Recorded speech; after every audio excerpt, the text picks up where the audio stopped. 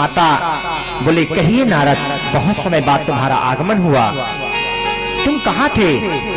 बोले, माता समय के फेर से मैं भी उम्र को देखता हुआ आवाजाही कम कर दिया, इसलिए एकांतवास, क्योंकि पृथ्वी का वातावरण कुछ बदल सा गया है, इसलिए मैं अन्य अन्य लोकों में घूमता रहता हूँ जहां मुझे भक्ति माता का अंदर से प्रादुर्भाव होता रहता है।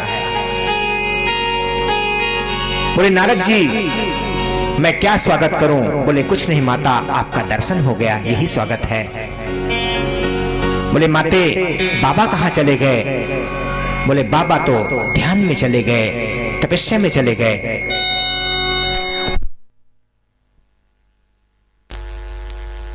जी का क्या हाल चाल है? बोले,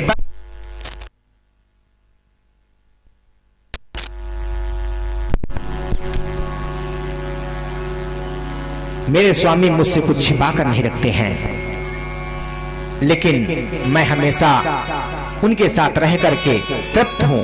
हे नारद जी। नारद जी बोले, हे माता, आप कह रही हो कि मुझसे कुछ छिपाते नहीं हैं, तो इस संसार बनाने वाले विधाता ने जीवों से बहुत कुछ छिपा कर रखा है, लेकिन ये भगवान हैं। हे देवी, सब कुछ तुमसे नहीं बताते। बोले, नहीं नारद, अपना जो गुरु मंत्र है ना, वो भी मुझे बता दिए हैं, मुझसे कुछ नहीं छिपाए। बोले, नहीं नारद, मेरी बात को समझो, कोई चीज नहीं छिपाते हैं, सब बता देते हैं। नारद जी का और माता जी का आपस में चर्चा चल रहा था। नारद जी ने कहा, फिर माता, वो जो मुंडों की माला पहन रखी है वो किसकी है? क्या आज तक बताए हैं? बोले, नारद सब कुछ बताया है, लेकिन जो शरीर में मुंडों की माला पहन रखी है वो नहीं बताया। बोले, बस माता, जो छिपा हुआ है उसी में राज है, जो नहीं दिख रहा है उसी में तो सारा रहस्य है। बोले, वो मुंडों की माला किस चीज की है? ये नारद जी ने माता से कहा कि हे देवी, वो मुंडों की माला पूछना, वो मुंडों की माला पूछना कि वो मुंडों की माला किसकी है। जैसे नारद जी ने बताया, जैसे नारद जी ने बताया कि वो मुंडों की माला किसकी है, जरा देवी पूछना, माता पूछना। बोले, नहीं नारद, समझ गई, तुम्हारी बात कभी रद्द नहीं है। नारद जी जरूर पूछूंगी। भगवान शंकर जी उस दिन अपनी पुरानी वाली झोपड़ी छोड़े थे, नई झोपड़ी बनाई थी, कुटिया। देवी जाकर के लेट गई जो पुरानी कुटिया थी। नई कुटिया के अंदर कोई नहीं था। बोले, नारद जी जाकर कह देना कि देवी आपका इंतजार कर रही है, माता आपका इंतजार कर रही हैं। जैसे माता पहुंची, जैसे नारद जी पहुंचे और पहुंचकर नारद जी ने देखा, बोले, प्रभु, बाबा, बाबा, कोई नहीं। ओमकार का अनाहत नाम चल रहा था। बोले, बाबा, स्वामी, प्रभु। जैसे ओंकार का नाद अंतर ज्योति आकाश मंडल में फैल रही थी भगवान शिव के ज्योति और नाद के साथ, नारद जी ने कहा, प्रभु, माता आपका इंतजार कर रही हैं। भगवान शंकर जान गए कि नारद जी कोई दाल में काला करके चले आए, अभी देवी जी से कुछ बता दिया होगा और लड़ाई करा दिया। भगवान शंकर जी ने अपना जल्दी से डमरू, लोटा, लंगोटा और सोटा आसन उठाया और देवी जी की ओर चल पड़े। जैसे कुटिया के अंदर आए तो माता नहीं थी। पुरानी कुटिया में गए, पुरानी कुटिया में माता बैठी थी, तो जिसको कोप भवन कहा जाता था। पहले के समय में एक कोप भवन बनाया जाता था, जहां पर कोई औरत यदि गुस्सा हो जाए किसी की पत्नी, तो कोप भवन पहुंच जाती थी। फिर कोप भवन में उन्हें मनाने जाना पड़ता था। तो जब भगवान शंकर बोले कि कुटिया के अंदर नहीं है, तो भगवान शंकर जान गए कि पुरानी कुटिया में पहुंच गई हैं। वहां पहुंच जाते हैं भगवान शिव और पहुंच करके देवी से पूछा, क्यों रुष्ट हो देवी? बोले कुछ नहीं। बोले नहीं, बताओ। बोले मैं जानती थी कि आप मुझसे कुछ छिपाते नहीं हैं, लेकिन आपने मुझसे बहुत कुछ छिपा लिया है। बोले नहीं देवी, मैं तुमसे कुछ नहीं छिपाता। बोले फिर बताओ, ये मुंडों की माला किसकी पहन रखी है? भगवान शिव कहते हैं, हे देवी, तुझे मैं इतना चाहता हूं, जितने जन्मों तक तू मर जाती है, जितने बार तू मर गई, शरीर छोड़ दिया, और तुम्हारा शरीर जब सूख जाता है तो ये मुंडों की माला मैं अपने पास रख लेता हूं। और ये मुंडों की माला जो तुम्हारी खोपड़ी है, तुम्हारा शरीर है, शरीर का जो मस्तक है, इस मस्तक की मैं माला पहन लेता हूं, छोटे छोटे माला। बोले तुम्हारे शरीर की ही माला है, तुम्हारे मस्तक के मुंडों की माला है। जब जब तुमने शरीर छोड़ा, तब तब मैं इन मुंडों की माला को अपना बना लिया, पहन लिया। बोले स्वामी, फिर आप अमर क्यों हो और मैं मर क्यों जाती हूं? बोले मैं अमर तत्व को जानता हूं, मैं अमर कथा जानता हूं। देवी ने कहा, हे स्वामी, आप मेरे स्वामी हो, लेकिन आपने मुझसे चोरी क्यों किया? बताए क्यों नहीं वो अमर कथा क्या है कि मैं भी ना मरूं स्वामी? भगवान शिव बोले कि समय से पहले भाग्य से ज्यादा और समय से पहले कभी कुछ नहीं मिलता। फिर बोले प्रभु, इसका मतलब नारद जी आ गए तो मेरा भाग्य जग गया और मेरा समय भी आ गया। बोले हाँ देवी, कि तुलसी जस भवतप्यता तैसिन मिले सहाय, आप न आवे ताही पे ताही कहां ले जाए। बोले आज इसी वक्त तुम्हें ये तुम्हारे प्रारब्ध में लिखा था, तुम अमर कथा को जानोगी, लेकिन समय आने पर मैं बताऊंगा। लेकिन माता, दो हट बहुत होते हैं, एक बाल हट, बच्चों का हट हो जाए, खिलौना मेरा है तो खिलौना फिर बच्चे का है, और एक स्त्री हट। देवी का हट हो गया, स्वामी तुमने कथा सुनाने के लिए कहा था, अमर कथा आपने नहीं सुनाया। भगवान शिव एक दिन अपने ध्यान मग्न में थे। बोले देवी, आज कथा हम सुनाएंगे, तैयारी कर लीजिए, अपने होश हवास को संभाल लीजिए, अपने पूर्ण रूप में आ जाइए, आज हम तुम्हें अमर कथा सुनाएंगे। इधर राधा गोलोक धाम में सुखदेव महाराज अमर आत्मा थे। सुखदेव महाराज से राधा जी कहती हैं, अरे सुखदेव जी जाओ, मृत्युलोक में हमने जो वृंदावन में बरसाना में जो हमने रहस्य किया है, रासलीला किए हैं, सब भागवत में निश्चित है। तुम्हारे श्याम सुंदर, हमारे श्याम सुंदर भागवत जी में समा गए हैं, इसलिए सुखदेव जी जाओ, धरती लोक पर भागवत का प्रचार प्रसार करो।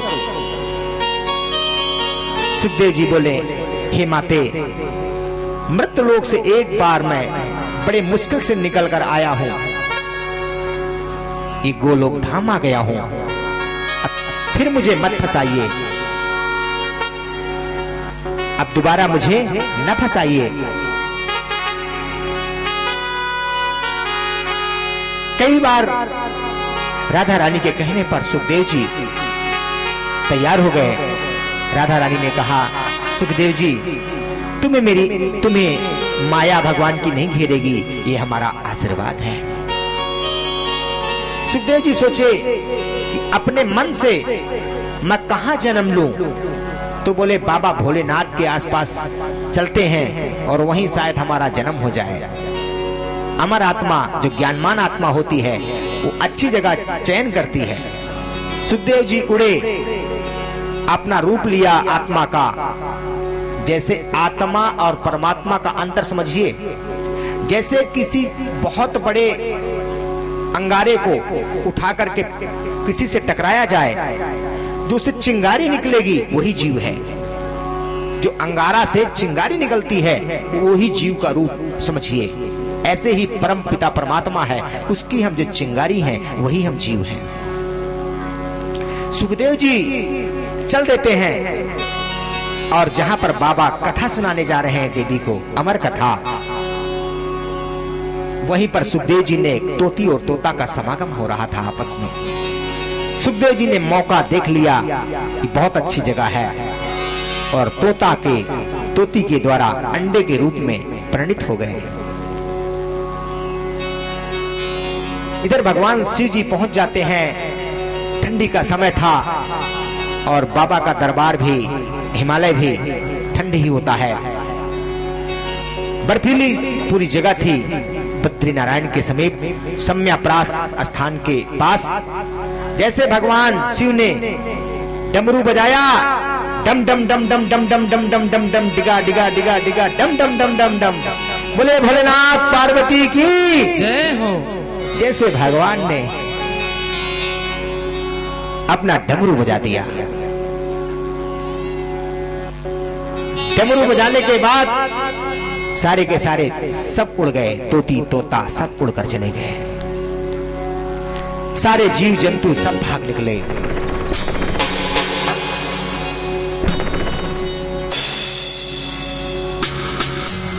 एक चीज शेष रह गई, निर्जीव। वो जो निर्जीव से जीव रूप में परिणित हुआ वो अंडा पड़ा था।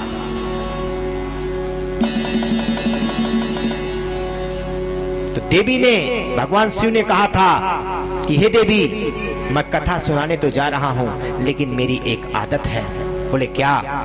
बोले कथा जब मैं सुनाता हूं, अमर कथा, तो आंख बंद करके सुनाता हूं। इसलिए मैं जानूंगा कैसे कि तुम कथा सुन रही हो। बोले स्वामी आप, मैं हूं करूंगी। तो बोले बस तब हम जानते जाएंगे कि देवी हमारी कथा सुन रही है। शंकर भगवान जयकारा लगाए, बोले सच्चिदानंद भगवान की जय हो। जयकारा लगाए और जयकारा लगाकर कथा प्रारंभ कर दिया। पहले दिन की कथा में भक्ति, ज्ञान और वैराग का प्रभुत्वकरण छा गया। वातावरण में कंपन हो रहा था। प्रकृति के सारे रहस्य सूक्ष्म हो रहे थे। भगवान शिव पहले दिन की कथा सुनाई, देवी ने सुना। दूसरे दिन की कथा सुनाई, देवी ने सुना। तीसरे दिन की कथा सुनाई, देवी ने सुन लिया। और चौथे दिन की कथा में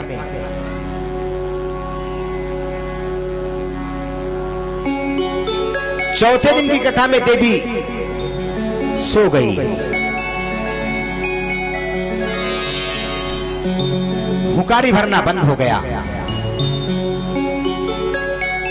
तोते के बच्चे ने सोचा, अमृत की कथा को सुन लिया था, वही सुखदेव जी तोते के रूप में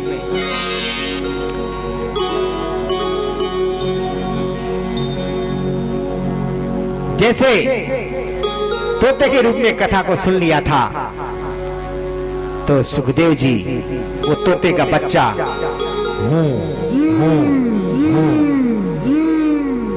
हुकारी शुरू हो गई। इधर माता सो रही है, भगवान शिव कथा सुना रहे हैं, तोते का बच्चा सुन रहा है कि कर्म की गति इतनी प्रबल है, जैसा तुमने कर्म करोगे वैसा तुम्हें मैदान मिलेगा, वैसे तुम्हें बच्चे मिलेंगे, वैसे तुम्हें नात रिश्तेदार मिलेंगे, और वैसा ही जीवन में तुम अपने बुद्धि से कुछ भी कर लो ये सब अच्छा हो जाएगा। अच्छा नहीं होता। मांगे फूल मिले अंगारे, दुनिया में जाने क्या होता है। एक झोली में फूल भरे हैं, एक झोली में कांटे, सोच कोई कारण होगा। तेरे बस में कुछ भी नहीं, ये तो बांटने वाला बांटे, सोच कोई कारण होगा। पहले बनती हैं तकदीरें, फिर बनते हैं शरीर, ये तो प्रभु की कारीगरी है, तू क्यों है गंभीर, सोच कोई कारण होगा। सुखदेव जी ने अच्छे कर्म किए थे तो राधा गोलोक धाम में थे, और गोलोक धाम से टपके तो भगवान शंकर के पास कथा सुन रहे हैं। तोती तोता तो कब का उड़ गए, भगवान शंकर कथा सुना रहे हैं और तोता हुकारी भर रहा है। कथा जब समापन हुई, वृंदावन बिहारी लाल की जय। जैसे भगवान शंकर ने कथा का समापन किया, देवी की नींद टूट गई।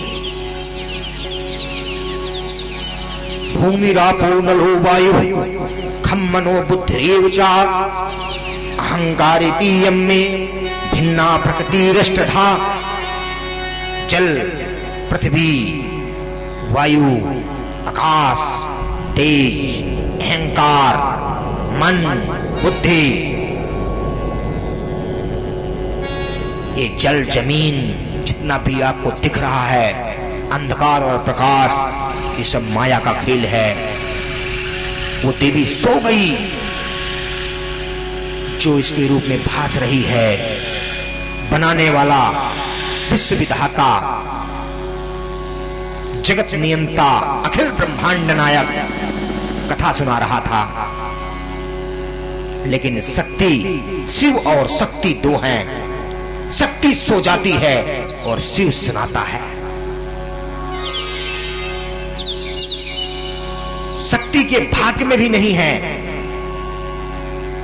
वो दाता ब्रह्मांड नायक सुना रहा है, लेकिन ये किसके भाग्य में है? ये भक्त के भाग्य में है, सुखदेव के भाग्य में है। सुखदेव अपने कान के रूपी दोना से अंदर पी रहा है, पी लिया। देवी बोली, स्वामी, या देवी सर्वभूतेषु निद्रा रूपेण संस्थिता, नमस्तस्यै नमस्तस्यै नमस्तस्यै नमो नमः। देवी नींद के रूप में सुला दिया। नींद के रूप में देवी सो गई। देवी ने कहा, स्वामी मैं सो गई। बोले, नींद और समाधि में थोड़ा अंतर होता है। नींद में मन शांत हो जाता है। जब आपको नींद ना आए तो आप ध्यान करना, समाधि का चिंतन करना।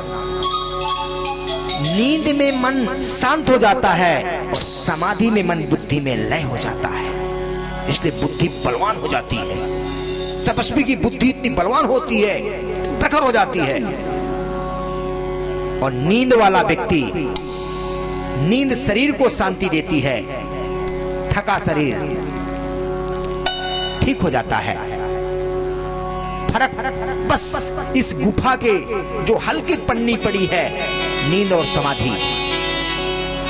बोले, जैसे जैसे हम तुम्हें यम, नियम, आसन, प्राणायाम, प्रत्याहार, धारणा, ध्यान, समाधि, सर्ग, विसर्ग, स्थान, पोषण, उति, मनवंतर, ईशानुकथा, निरोध, मुक्ति और आश्रय को समझाया। ये भागवत के 10 लक्षण हैं। भगवान शिव कहते हैं, देवी तुम सो गई। ये भागवत भक्त की है। भागवत भक्त के हिस्से में आती है। ज्ञानी का भी पटकना लग जाता है, लेकिन इसको भक्त अपने आंचल में पी लेता है। भगवान शिव पीछे की ओर देखे तो तोते का बच्चा उड़ पड़ा। भगवान शिव ने त्रिशूल लेकर के पीछा किया।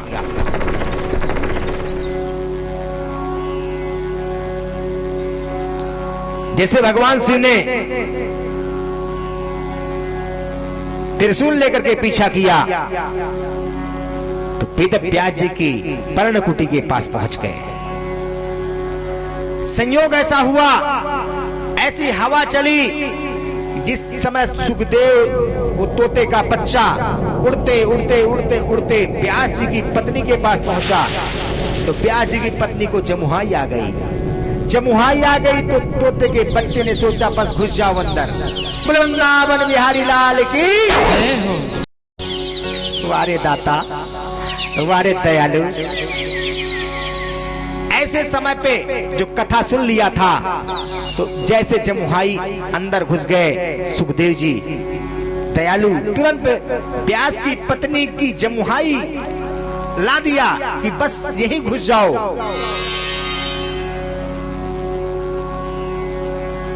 यहीं घुस जाओ, यहीं से तुम्हारा उद्धार होगा। सुखदेव जी वहीं घुस गए। अब 1 साल हो गया, पेट में वैसे ही भरे हैं। 2 साल, 3 साल, 4 साल, 5 साल बीत गया, पेट के अंदर सुखदेव महाराज हैं। 6 साल, 7 साल, 10, 11 साल बीत गए। व्यास जी ने भगवान से प्रार्थना किया। सुखदेव व्यास जी की पत्नी ने कहा, देखो इसमें हरि बोल हरि बोल हरि बोल की आवाज आती है, इधर सुनो। बोले क्या सुनो? बोले देखो मेरे पेट के अंदर हरि बोल की आवाज आ रही है, इसमें कोई घुसा हुआ है संत महात्मा। बोले हे प्रभु तुम्हारी क्या माया है? वेद व्यास जी ने हाथ जोड़ा और बोले हे मेरी पत्नी के उदर में पेट में घुसने वाले जीवात्मा, मेरी पत्नी को तकलीफ होगी, तुम बाहर निकल आओ। अंदर से आवाज आई, हे व्यास जी तुम भगवान विष्णु से प्रार्थना करो कि उनकी माया मुझे न घेरे, वचन ले लो तो मैं पेट से बाहर आ जाऊं। वेद व्यास जी ने भगवान से प्रार्थना किया, भगवान ने वचन दिया कि जाओ सुखदेव, तुम्हें मेरी माया नहीं घेरेगी। कि बूंद गिरत ढाबर पानी, इस संसार के अंदर जैसे बूंद अच्छा होता है और जैसे आयास मिलन हुआ ढाबर हो जाता है। सुखदेव महाराज देवी के अंदर दर्द हुआ, व्यास जी की पत्नी के अंदर दर्द बनकर सुखदेव महाराज तुरंत बाहर निकल आए। बोले सुखदेव जी महाराज की जय हो। सुखदेव जी महाराज नारा बीमारा लिए लिए भाग चले, सीधा उत्तराखंड की ओर निकलने लगे। तो क्या कहते हैं? सूत जी महाराज प्रार्थना कर रहे हैं अपने गुरु की कि यम प्रभजंत मनुपेत मपेत कृत्यम द्विपायनो विरह कातर आजुहावा पुत्रेति तन्मयतया तरवोभिनेदुस् तम सर्वभूत हृदयं मुनिमान तोष्मि।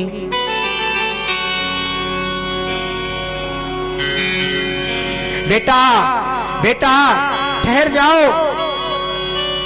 अरे पेट से मेरी बेटा बाहर निकले हो पेट से, जरा ठहर जाओ, मैं पुत्र सुख तुमसे 2 मिनट देख लूं भर निगाह करके। बेटा तुम मेरे पुत्र हो। बाप चिल्ला रहा है, बेटा नहीं मुड़ रहा। व्यास जी विद्वान थे, भागवत के लेखक थे, लेकिन दिल, ये मन जो है ना बहुत कुछ सोचता है। बाप का दिल ना माना। बाप फिर भी बहुत जंगल के आगे पहुंच गए। बेटा बेटा लौट पड़ो। बूढ़ा शरीर था लेकिन बेटा नहीं लौट रहा। व्यास जी देख रहे थे कि स्त्रियां तालाब पर नहा रही थी। पहले के समय में कपड़े कम होते थे, तो सारे कपड़ों को स्त्रियों ने उतार करके रख दिया था और नग्न होकर तालाब के अंदर नहा रही थी। सूत जी महाराज कहते हैं कि दृष्टानु यान्त मृषिमात्म जमप्य नग्नम देव्यो हि या परिदुधर्न सुतस्य चित्रम तदवीच्य पृच्छति मुनो जगदुस्तिवास्ति स्त्री पुंभिदा न सुतस्य विभक्त दृष्टे।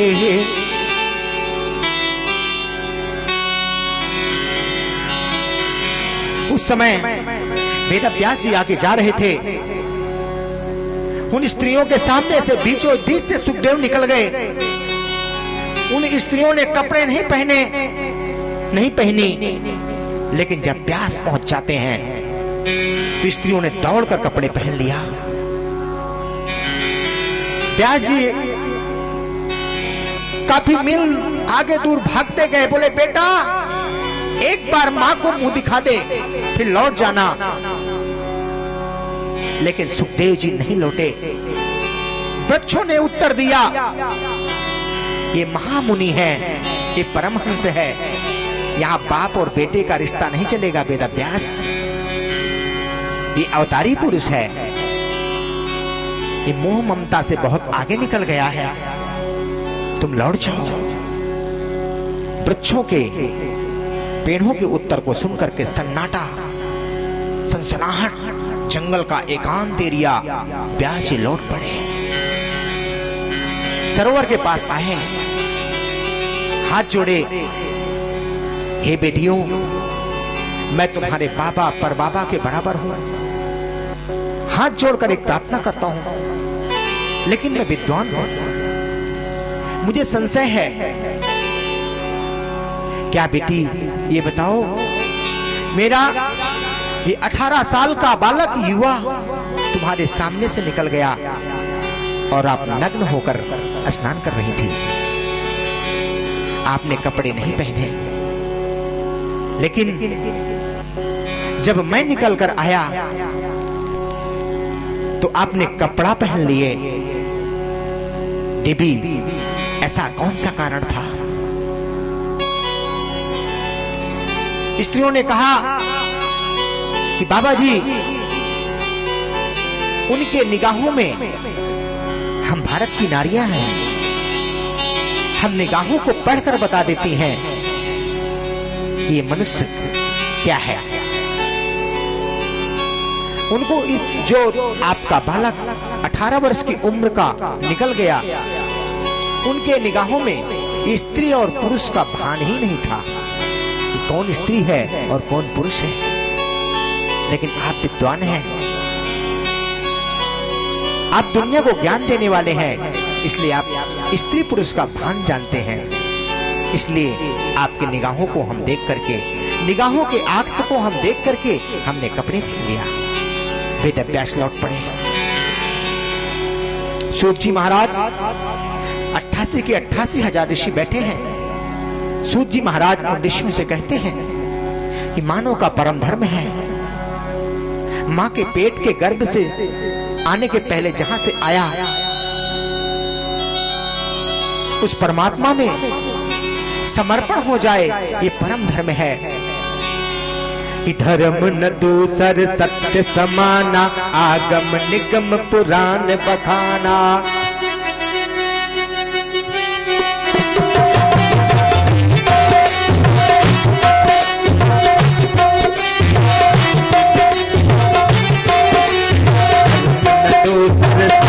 समाना, आगम निगम पुराण बखाना।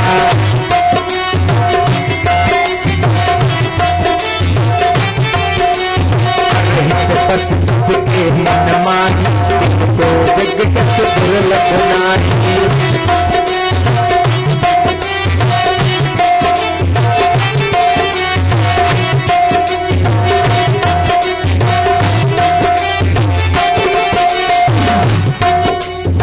बोले महाराज, बोले धर्म की व्याख्या, बोले किसी के काम जो आए। मानव का परम धर्म कि बाघ की खाल, ध्यान देना, बाघ की खाल तपस्वियों के मन भाई है, गैंडों की खाल ढोल में सुहाई है, पर ये मनुष्य की खाल कोई काम नहीं आई है, ये मनुष्य की खाल कोई काम नहीं आई है। तो सोचो, किसी के काम जो आए उसे इंसान कहते हैं, पराया दर्द अपनाए उसे इंसान कहते हैं।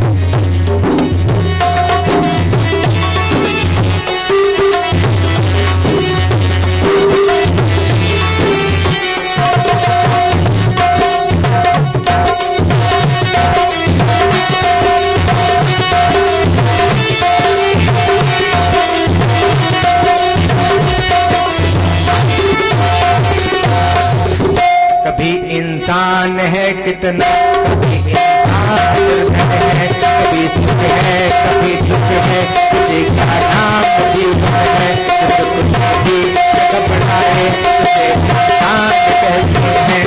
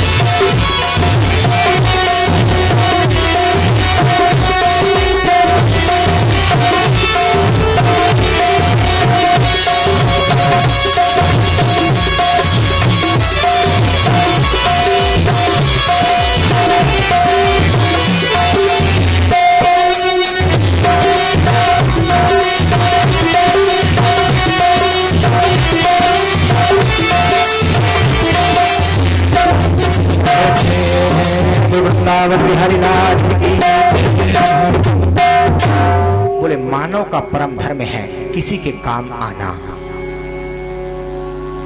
मानव का परम धर्म है किसी के काम आना।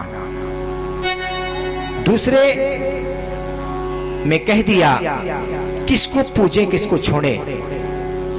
बोले संसार में परमात्मा श्रीमन नारायण आदि पुरुष अकाल पुरुष नारायण ही पूजने योग्य है। जैसे गीता में भगवान ने कहा है, हे अर्जुन सब में मेरे रूप को देख। आकाश पाताल धरती पूरब पश्चिम उत्तर दक्षिण चारों दिशाओं में मुझी को ही समझ। सबके रूप में मैं ही हूं। अन्वय व्यक्ति रेखाभ्यम यत्स्यात् सर्वत्र सर्वदा, हर जगह मैं ही बसा हूं। जिस भी रूप से मुझे देखेगा उस रूप में मैं दिखाई पड़ूंगा। इसलिए बोले किसको पूजें और किसको छोड़ें।